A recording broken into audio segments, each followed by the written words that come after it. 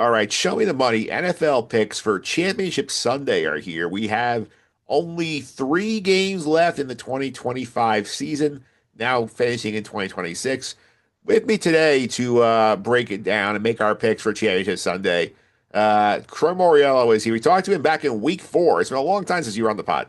Yeah, it's been a while. I don't even remember how I did, to be honest with you, in week four, Mike. I'm gonna assume I'm just gonna say it was 3-0. I'm sure it was like 1-2 or 0-3, but I'm just gonna say it was 3-0 because I don't really remember.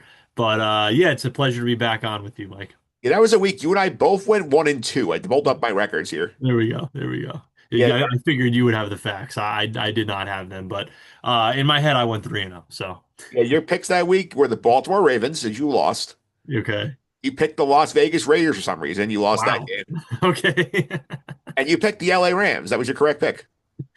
Yeah, picking the Raiders. That in hindsight, that was probably a mistake to ever take the Raiders in every game this year. But yeah, Yeah. you live with the losses. So Yeah. My picks that week were the Tennessee Titans. They lost that game. The New York Giants, which they won because we did the Chargers. yeah, And the Green Bay Packers, who I picked in the Micah Parsons revenge game. And then that game ended the tie. yeah. You look back and you're just like, what were we doing? Taking the Titans and the Raiders, know.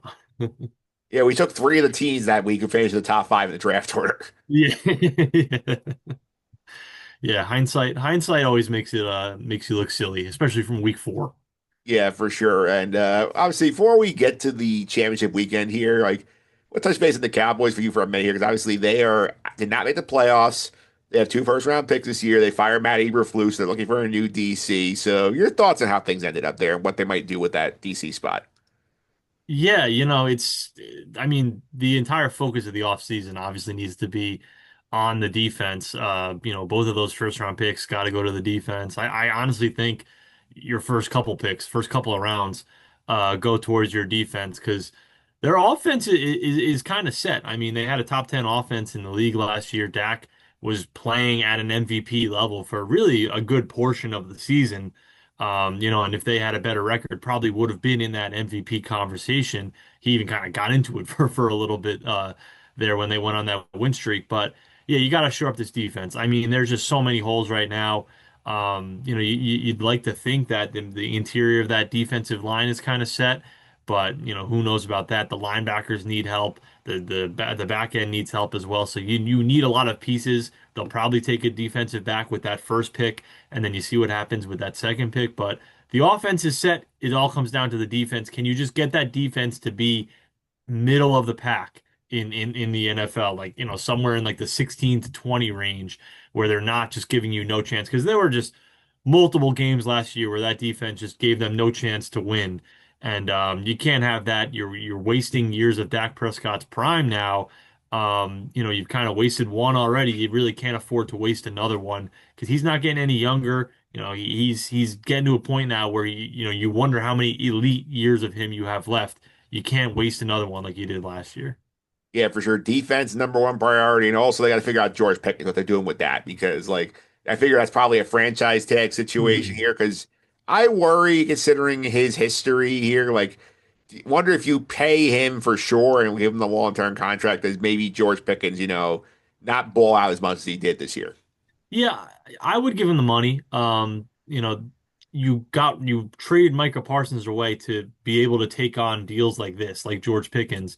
Give the guy the money. He earned it this year. He had a few minor things, in terms of character concerns, but nothing like we've seen in the past. I mean, listen, if the worst thing that he's going to do is not kind of dog it a little bit on a route in a late game against the Lions and kind of get into it on social media afterwards, that's okay with me. I trust him. He delivered this year for you. Him and CD were just such a good tandem for them. So I give the guy his money, but yeah, you got to bring him back under no circumstance can you let him walk, especially after the offseason that you had last year with the Micah drama and then eventually trading Micah away. That's why you made that move to be able to afford guys like this. So under no circumstance can Pickens not be on the team next year. Yeah, let's talk about these two games here. So we'll go, I think, do a little preview of the game before we do the picks here. So the AFC game, Pats and Broncos here. Obviously, the headline of this going in right now is the quarterback situation for Denver, where they lose Bo Nix for the season on a freak injury at the end of over during overtime last week. Patriots are on the magic carpet ride where they seem to get every single lucky break in the Super Bowl, which this franchise does not need. Like, what are you looking forward to in this game? What are you keeping an eye on? Yeah, in the immediate aftermath, finding out about the Bo Nix injury, I think I was with most of America, outside of Denver, saying, "Man, I wish that the Bills would have been able to pull that game out, so we could have gotten Bills Pats this week for a third time instead of Broncos Pats." But I think it's going to come down to how much does Jarrett Stidham really have to do under center for the Broncos? Like, can their defense kind of control that game against this Patriots offense, which has been giving the ball away these first couple of rounds of the postseason. Drake May with a couple of turnovers in each game. He's been sacked, I think, 10 times, 5 times in each game. So, like, Drake May has been pressured. He has turned the ball over. He's kind of uncharacteristically been turning the ball over these first two games. Can that Denver defense, create some short fields for Stidham? Can they, get them maybe a pick six or a fumble six, something like that, to create some easy points for this offense that is going to need it because we don't know at all what Jarrett Stidham is. He didn't throw a pass this year. We didn't even get to see him at the end of that Buffalo game to maybe have an idea of how he's going to react to the moment. We have no idea. You know that he's been with Sean Payton for a while now, so that obviously helps his case, but who knows how he's going to play. So I think it's just going to come down to how much can the Denver defense really control this game. Are the Broncos able to run the ball against the Patriots defense, rush defense that's been really good so far this postseason? That's another storyline. So for me though, it comes down to the Denver defense. Yeah, definitely fun to watch there. The NFC game, obviously, round three between the Rams and the Seahawks. The Rams picked off Sam Darnold 4 times. In week 11, won the game. Week 8, week 16 on Thursday night, you have the crazy ending with the 2 point ruling. It's controversial in overtime. That's why Seattle is home field in this game. Seattle seems like to me they are clicking. The Rams not as much. I think the Rams might have peaked already, but Yeah. when you see two division rivals play for a third time, I think anything goes. Exactly, yeah, and especially when the games were this tight. You had two games decided by 3 points total. The Rams won by two, the Seahawks won by one. I think when you compare the two games too, they were 1 point difference, and I believe they had the exact same number of yards too in those two games. Like it was incredible how evenly matched these two teams were in the two times they met. First time, obviously, Darnold throws the four picks. Second game looked like he was kind of on that way again, and then is kind of able to control himself and pull out the win for Seattle. But yeah, man, I'm just so happy that we get to see this game because I do think it is not only the two best teams in the NFC, but I think that through the entire course of the season, this has been the two best teams in the NFL. And the winner of this game is going to be a favorite in the Super Bowl, probably no matter what, and should be probably a decent size favorite no matter what going into the Super Bowl. Seattle kind of wasn't getting all the headlines early and then has come on has been the best team in football for a while now. The Rams look like the best team in football for probably the first half of the year and then kind of fell off a little bit towards the middle and towards the end of the year, especially with that defense. But Matthew Stafford, in my opinion, is the MVP. He's probably going to win the MVP as well. Going up against Sam Darnold, who knows what we get. He didn't really have to do much in that first playoff game, but these are the two best teams in football, in my opinion. So I'm really just looking forward to seeing how this third meeting goes between them. Yeah, and you mentioned the line looking ahead here, the Super Bowl, obviously. I think it's interesting because, for I'd say, let's say probably the last 5, 6 years, so the line pretty much for every Super Bowl has been 2.5 or three for Hmm. basically Hmm. locked in there for the whole time. Or Hmm. that's the highest pick. I feel like this one, regardless who comes out of the AFC side, I feel like you're looking at least a 4 point spread, maybe higher, because I feel like Yeah. the quality of difference between the two conferences, these 14 specifically, I think is very massive. Yeah. And maybe that's not fair to the Patriots because, they can only really play who's on their schedule but they did have the easiest strength of schedule of any team this century. So like they've played such an easy schedule. And you look at the quarterbacks that they faced in the postseason, Justin Herbert, who seems like he's a playoff shrinker, and then CJ Stroud, who just I don't think has been the same guy since his rookie year. They did control both of those games against those two teams, but I don't know if they maybe were being unfair to them Whereas the Broncos, who knows? But I do think that it's pretty clear that the two best teams in football right now are on the NFC side. Yeah, so we'll see what happens there. And let's get to the picks. The reason why here, Ian Sack stopped by last week. He went 2-2 on the week. He got the AFC side right. He had the Broncos getting the point and a half when he blocked it in when Buffalo was favored. He had the Seahawks and his Patriots laying the three. They both won. They both won, and then the Patriots covered the three. He was wrong on the NFC side. The 49ers plus 7.5 they got blown out. Rams minus 3.5, won by three in overtime. So 2-2 for Ian last week. Challenger on the year 26-38, including plus a bad run, but 7-3 postseason. Yeah, they've picked it up in the playoffs at least, but that's a rough regular season record. Yeah, there were a lot of 1-2s in there. Yeah, yeah, yeah. It sure seems like, and that's a good way to be a losing gambler. Yeah. Yeah, I went heads up with Ian all four games, so obviously you can assume I went 2-2 as well. So I was Mhm. the opposite. I got the AFC wrong and the NFC right. So I went Bills laying point and a half, lost that one, lost the Texans plus three because CJ Stats decided to throw the ball all over the yard in the first half. Seahawks led to 7.5. I were good me all year. And the Bears getting 3.5. The Bears, Caleb Williams pulled that one out of his butt, basically into overtime. So I was gonna say that's a 2-2 that you'll take, especially staring at 1-3 with that Caleb throw. You'll take 2-2. yep. So to reset on the year on week 2-2, on the year 42-22, I had an outstanding year regular season. Like I was crushing it. And then Yeah, wow. also 7-3 in the playoffs. And both me and Nick Frey was here in Walker. We went 5-1 that week. So 42-22 is very impressive. Better than most people that are doing this on television, by the way. yeah. Picking three is easier than picking like all of them. Yeah, for sure, for sure. But you do what you can, and that's what 60 something percent right there. Yeah, it's about a 2 out of 3 clip, which is what Yeah, you want if you're gambling. you're making money off that. Yeah, you are. So absolutely. So now we're gonna pick both games. So we'll go one at a time. We'll go through each game. So we'll start out with the AFC game on Sunday at 3 o'clock on CBS. If you're in the Northeast, you're probably gonna be snowed in watching this football game, and both of them at this point. The Mhm. Broncos are 5.5 point underdogs here. This game, I think I looked a lot. I said earlier, the look ahead line on this game was a point and a half in favor of Denver.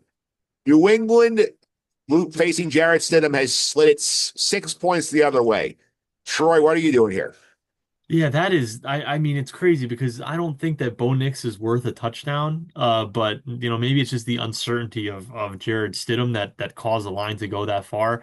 I'm gonna take the Patriots, laying the 5.5. It worries me so much to take that, with a team on the road, going to Denver especially, which is just such a hard place to play.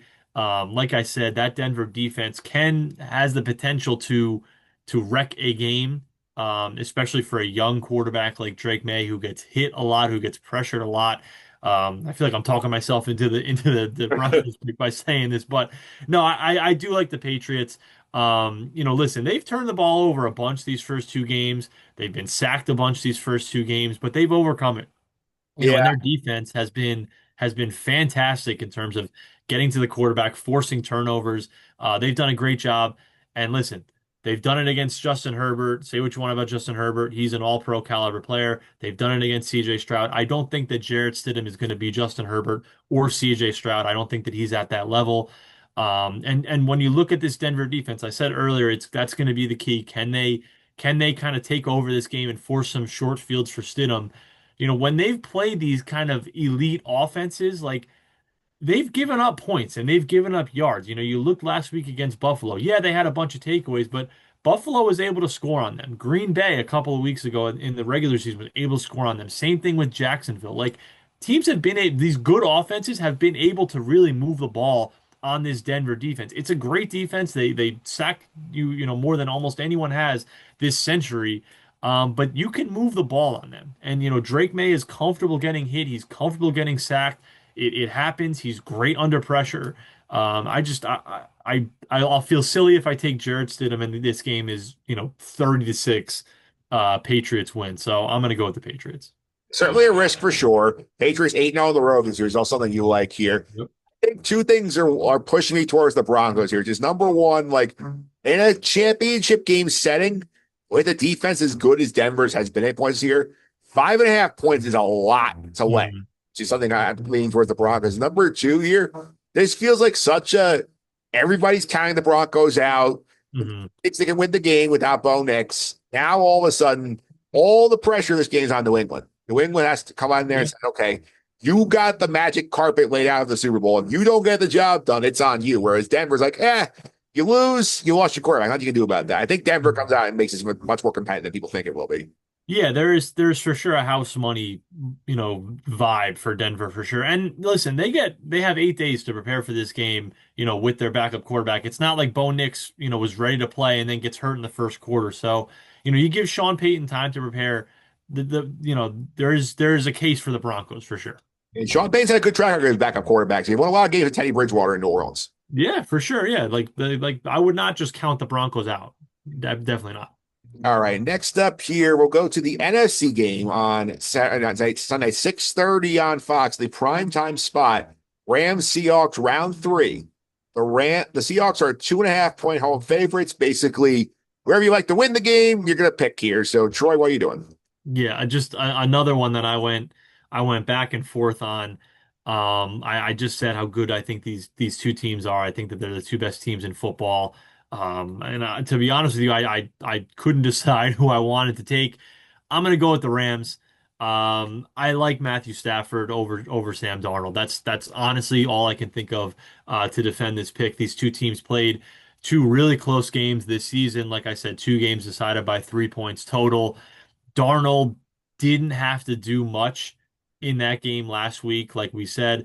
He didn't have to do much really in the final regular season game against San Francisco either, with how good their defense was playing. Stafford threw for 450 yards and scored 37 points against this defense the last time that he faced them. I'm just going to go with the better quarterback, and it's Matthew Stafford over Sam Darnold. I know it's going on the road. I know it's such a tough place to play. And I don't love having the two teams that are going to really two tough places to play this weekend. But give me Stafford, give me the Rams to get to the Super Bowl over the Seahawks. But like I said, I just think this is such a coin flip game. You can't go wrong with either side.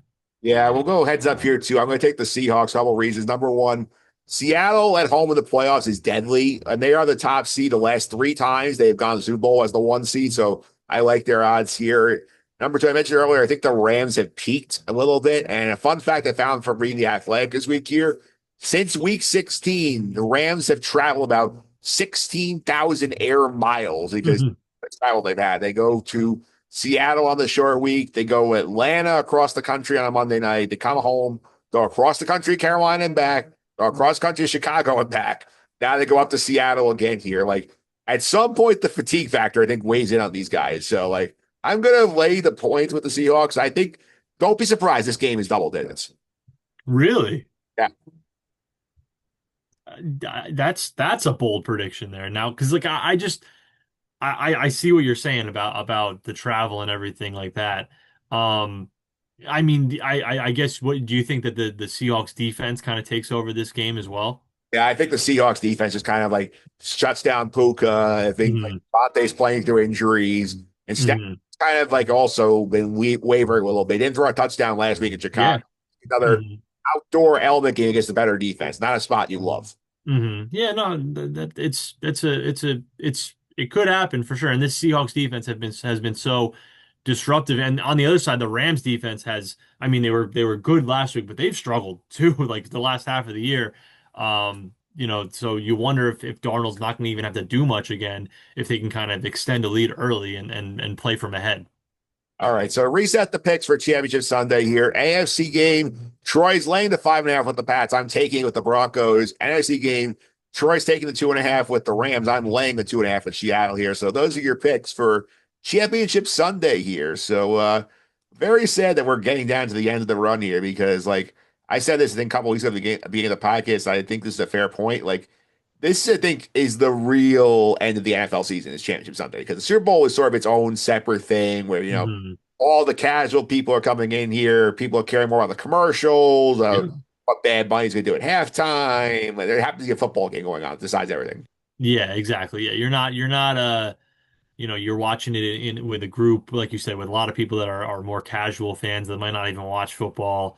Yeah, the Super Bowl is more of an event. Yeah, this is the final week of our real NFL season. But I do think, Mike, has your strategy been just to fade the guests in this segment this year? Is that why you're winning so much?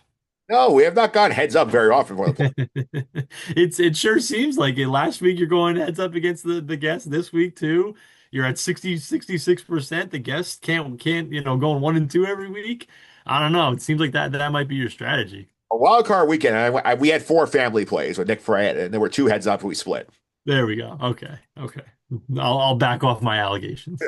Yeah, so yeah, 'cause like it's just a feeling. I've been riding the Seahawks all year, also. Yeah, yeah. And I think I picked them like six times this season. I think they cover like everyone. Yeah, no, they've been great against the spread as well. Yeah, I did check the math on that here. And next, like not next week, we're gonna take a week off from this segment because there's no need to do the Super Bowl betting yet. But 2 weeks from now, we're gonna wrap up the season on this on the NFL pick segment here with Tom Bacchino of the Sorry to Interrupt podcast. We our Super Bowl betting special. We're gonna pick the game and tell you all different ways you can bet the game in 2 weeks. So like we'll cover all the angles for you if you're looking for some betting interests. Yeah, and then if you want to bet, the Super Bowl is where to go. You can bet on the Gatorade color. Yeah. Plus, I mean, you got the Olympics going on. You might have Super Bowl Olympic cross sport parlays. Oh, yep, yep, yep. Very true. Some skiing and Super Bowl parlays. Yeah. Do that money line between whatever the U.S. Olympic hockey game is and whoever your Super Bowl winner is. Exactly, exactly. Absolutely. And Troy, before I let you run, I definitely got to say the college basketball season has been interesting thus far. Obviously, like we're going to be reconvening in about a month and a half to break down the bracket and get ready for March Madness here. So, what's some stuff that's caught your eye early in the season? Yeah, I can't wait to we've been doing that for a couple of years now, Mike, and I can't wait to be talking college hoops with you once we get to March. Yeah, I mean it's been a great season so far. You've got, kind of the Cinderella stories of Nebraska, looking to make their first NCAA tournament and undefeated to this point. You had Vanderbilt undefeated before taking some losses. And then you've got the Blue Bloods, you've got the Dukes, and you've got, Michigan and Purdue and all these type of teams that are really right there as well. I think it's wide open. I don't think that we have a consensus team that is head and shoulders above everyone else, which, makes like Arizona, who knows about them? They've certainly looked fantastic, but I don't know if there's a team that's like head and shoulders above everyone else, which makes for an awesome NCAA tournament. You've also got the Cinderella stories of like Miami, Ohio, still undefeated. Who knows, what their at-large conversation is going to be like. So looking forward to all of that. So yeah, I mean, it's been a very fun season so far, and I can't wait to break it all down with you once we have a bracket. Yeah, I feel like for me, it's like there's a group of like six teams that I could say, okay, I think that like if the title team has not come out of this group, something has gone very awry with the season. Yeah. It's like Arizona, UConn, Michigan, Duke, Gonzaga, I would say is in that or in those five or five there for sure. And then like the sixth Houston, spot I think you got to put Houston in there too. is in there. And then like the seventh spot, there's like if you want to do a seventh rotation, Iowa State was in there till I saw them like kind of stumble the last week. But Yeah. you look at the predicted metrics, like Michigan in particular has been scary in terms of like how dominant they've been at points. And like Yeah. it's come off a loss to Wisconsin about a week and a half ago, but like they when they beat people, they murder people. Oh, for sure. Yeah. And we were talking about this. They're going to take some losses just because the Big Ten, they have so many tough games coming up and playing Duke as well. They're going to take a few losses. And I'm sure, those metrics might come down a little bit because I mean, they've been playing at such an insane level, especially in the non-conference. So, they're gonna come back down to earth a little bit. You would think, I mean, they kind of already have, but still clearly one of the best teams and should be one of the national title favorites right now. I mean, and I know we put Gonzaga in that group of teams that win the national title. Michigan beat them by 40 Yeah. in Vegas. Yeah, exactly. That Michigan run in Vegas was one of the more impressive non-conference things I've seen watching college basketball in a long, long time.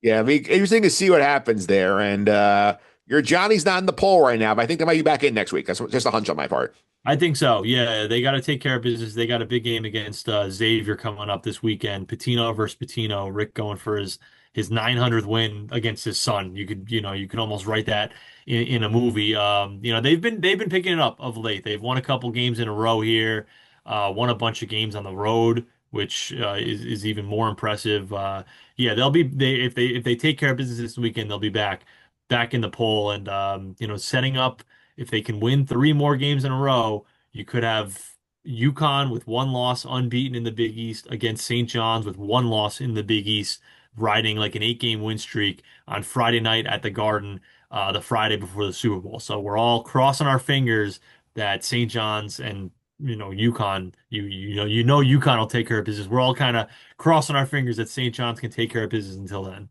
Absolutely, Troy. Thanks for all the time. Really appreciate it. If you want to follow you on social media, keep up some of your commentary on stuff like college basketball. How can I do that? Yeah, you can follow me on Twitter. It's at Troy Mauriello, Mauriello. Big St. John's fan. So if you're locked into the Johnnies, definitely check it out.